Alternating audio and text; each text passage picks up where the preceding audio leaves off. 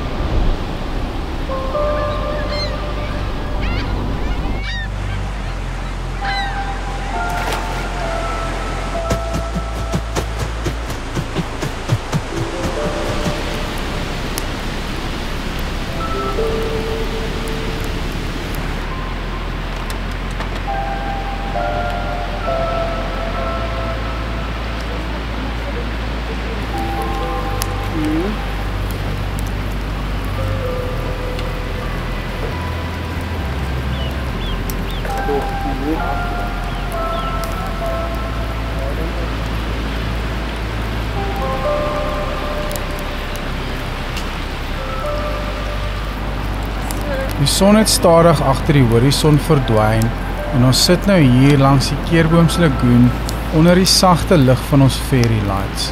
Die vuur knetter saggies en saam met die ritme van die inkomende gety skep dit 'n atmosfeer wat jy net hier kan ervaar. 'n Stil herinnering dat eenvoud soms die grootste rykdom is.